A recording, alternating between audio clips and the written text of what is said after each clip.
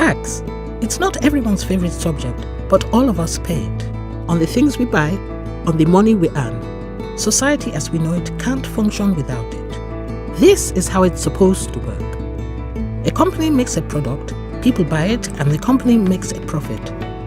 The company pays its tax bill to the national government, and it's used to fund public services. But here is what actually happens. A lot.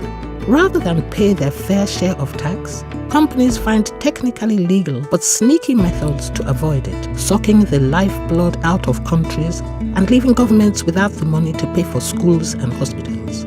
This is Caroline. She lives in a town called Mazabuka, Zambia, and runs a market store. On a good day, Caroline earns just $4, which she pays tax on, and the rest goes to feeding and clothing her family. But not everyone in Mazabuka is struggling. It is home to the largest sugar mill in Africa, Zambia Sugar, which is owned by Associated British Foods. Since 2007, Zambia Sugar has routed large payments through tax havens such as Ireland, Mauritius, and the Netherlands. The amount they have avoided paying is enough to put 48,000 Zambian kids in school.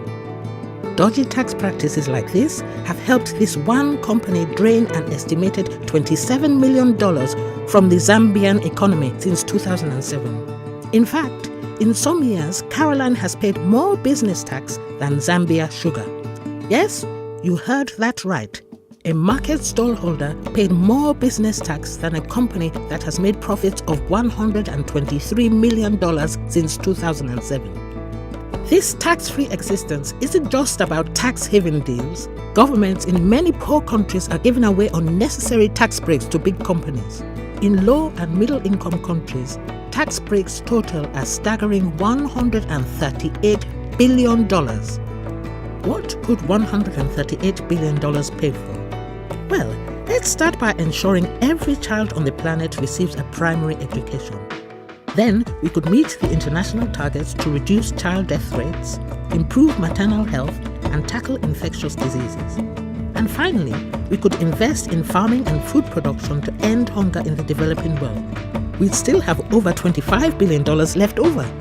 Tax breaks and tax havens mean we're all losing out on essential services. And as always, the most vulnerable, women and young people, are suffering the most. People around the world are waking up to this outrageous behavior, and there is a growing global movement putting pressure on governments and big companies to stop it. Now we need you. Whether it's Google, Apple, or Zambia Sugar, many companies stand accused of tax dodging. It must stop. Tax havens must be closed down, harmful tax breaks stopped, and companies must be open about where they make their profit and pay their fair share of taxes in the countries they work in. And governments must spend that money on providing education and healthcare. If enough of us speak out, change is possible.